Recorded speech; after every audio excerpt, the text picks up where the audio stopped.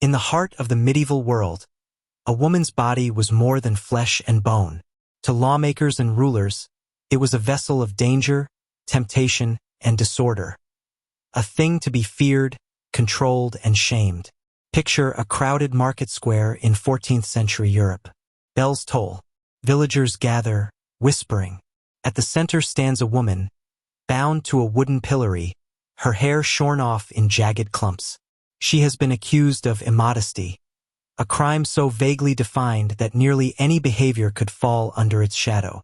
Her crime might have been speaking too boldly to a man of higher rank, or laughing too loudly in church, or simply refusing a marriage arranged by her family. The punishment is not death, not yet. This is a different kind of control. It is about breaking her spirit in full view of the community. The medieval world was not simply concerned with sin. It was obsessed with order. And nothing, to the minds of kings, priests, and jurists, seemed more potentially disorderly than a woman whose body and voice were her own. Long before Europe built its cathedrals and crowned its kings, ancient medical theories described women as defective men, colder, wetter, irrational by nature. By the Middle Ages, these ideas had fused with Christian theology. The female body was thought to be dangerously open, both physically and morally. Physicians believed a woman's womb wandered inside her, causing hysteria. Clerics warned that her very presence could unbalance men's reason and lead entire towns into ruin. This fear was not abstract. It was written into law. Across Europe, codes and statutes treated women as unstable beings who required surveillance and control. A husband had legal rights over his wife's body. Fathers could arrange marriages for daughters without their consent. And courts issued brutal punishments for women who stepped outside the boundaries imposed upon them. By the 12th century, Europe's emerging legal systems began to formalize these fears. Canon law, church law, declared women spiritually weaker, more prone to temptation, and therefore in need of male guidance. Secular courts echoed these ideas, embedding them in municipal ordinances and royal decrees. Take England under the rule of Henry III. City records describe scold's bridles, iron cages fitted over a woman's head and mouth, with a metal bit pressing down on her tongue. This device was used to silence women accused of gossip or speaking out of turn.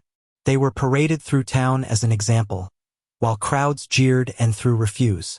In France and the German states, sumptuary laws dictated what women could wear. Velvet or fine furs were forbidden to all but noble ladies. A commoner dressing above her station risked fines, whipping, or worse, public shaming that marked her as arrogant and dangerous. The message was clear. A woman's body was not truly hers. It belonged to her husband, her family, her parish, and to the law. Behind these laws was a deep anxiety about sexuality. Medieval lawmakers believed that female desire was inherently unruly, that it had to be contained lest it destabilize society. A woman who bore a child out of wedlock faced fines, branding, or confinement in a house of correction. But it wasn't only unwed mothers who were punished. Even married women risked being charged with adultery if they defied their husbands, sometimes on the flimsiest evidence. Court records from Florence in the 14th century show women prosecuted simply because their neighbors whispered about their loose conduct. The courts didn't need proof. A reputation was enough. And while men could often buy their way out of scandal, women bore punishments on their skin. In some towns, convicted adulteresses were forced to walk barefoot through the streets, wearing nothing but a thin shift, while carrying a candle to symbolize penitence. The ritual humiliated them before their entire community, ensuring that the shame would linger long after the penalty was paid. As the medieval period moved into the 15th century, fear of the female body took an even darker turn. The witch hunts had not yet reached their peak, but the groundwork was being laid. Clerics preached that women were naturally more susceptible to the devil's temptations. Manuals for inquisitors described women as weaker vessels, whose sexuality made them ready instruments of evil. While our modern minds often leap to images of witches burned at the stake, it's important to remember that many early witchcraft accusations were rooted in ordinary conflicts. A midwife whose treatments failed, a widow who refused to remarry, a poor woman who begged too often. These accusations allowed male authorities to claim that women's bodies were not only unruly, but actively dangerous to the entire community.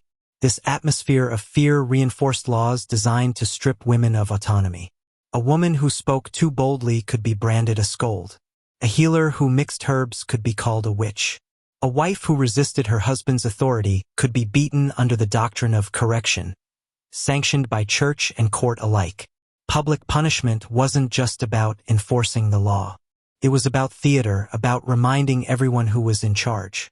In London, women convicted of selling their bodies were sometimes dragged through the streets on wooden sledges, their hair shaved off, to the sound of mocking horns.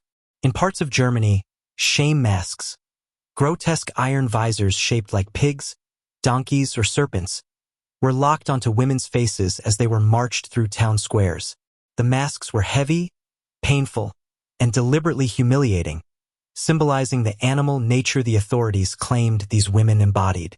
The punishments rarely ended in death, but they left scars nonetheless. A woman paraded in the marketplace would carry that disgrace for the rest of her life. Neighbors would remember. Prospective employers would turn her away. Suitors would vanish.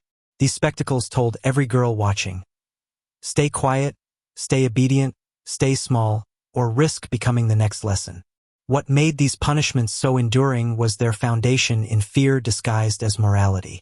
Laws claimed to protect social order, but they were really tools to manage anxiety. Anxiety about women who could not be easily controlled, women whose very bodies seemed to challenge the authority of men and the church. Even queens were not immune. Consider Eleanor of Aquitaine, one of the most powerful women of the 12th century.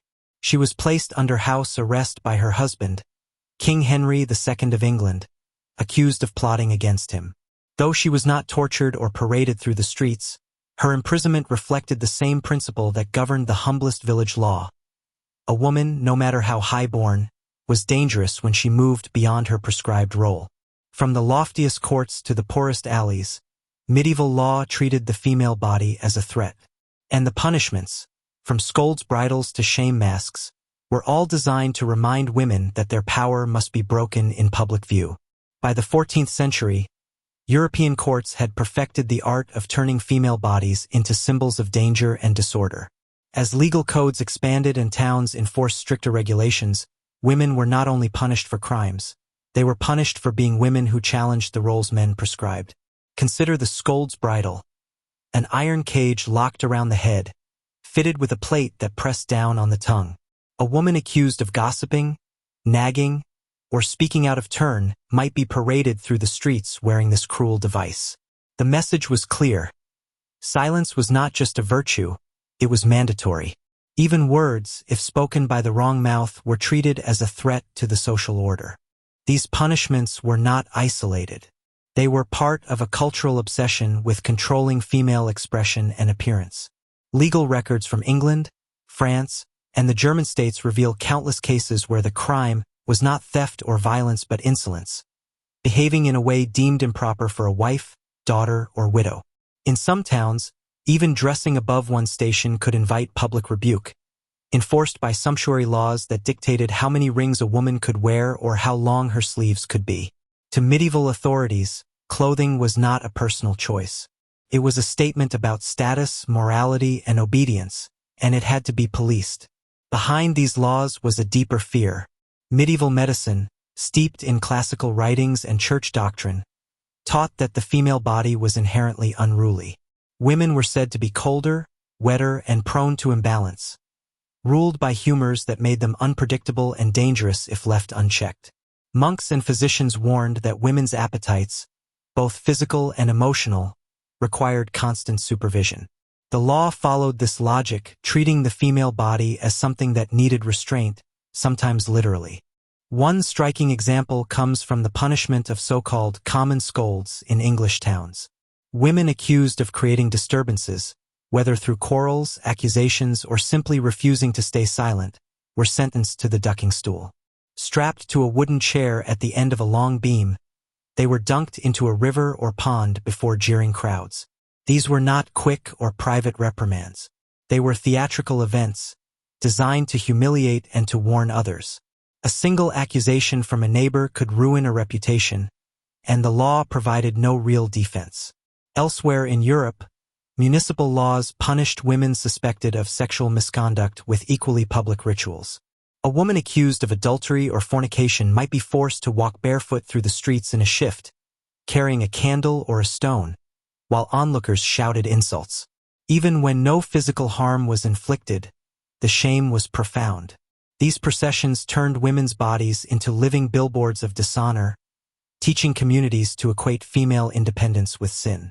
It is important to remember that these punishments were not about justice in the modern sense. They were about control. Medieval law treated men and women very differently, not only because of religion, but because of property. Women's behavior reflected directly on their husbands, fathers, or lords.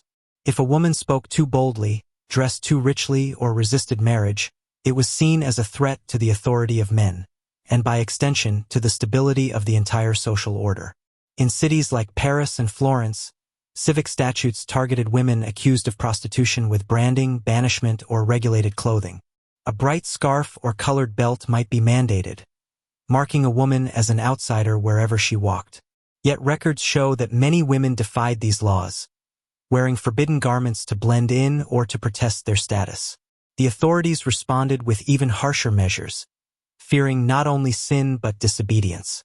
The female body was imagined as a site of temptation that had to be contained at all costs. Meanwhile, learned theologians wrote passionately about Eve, the first woman, whose body was seen as the original doorway to sin. Medieval sermons painted vivid pictures of female corruption, warning men against listening to women's advice. These ideas seeped into everyday life. A wife who challenged her husband's decisions could be accused of witchcraft, disobedience, or worse. Even in cases where women defended themselves in court, their words were treated with suspicion, as though speaking boldly proved their guilt. One chilling case from 14th century Germany tells of a widow who dared to challenge her city council over an inheritance dispute. Rather than hearing her claim, the council fined her for unwomanly behavior, forcing her to process barefoot through the market square as a lesson to others. Her crime was not fraud or theft. It was simply refusing to remain silent. These laws were written by men, enforced by men, and justified by scholars who believed women were both morally weaker and dangerously powerful. A woman's body in this worldview was a source of chaos. Her voice could stir unrest. Her desires could upend families. And so, the law did not just punish misdeeds, it punished existence outside prescribed boundaries. But even within these grim records, you can catch glimpses of resistance.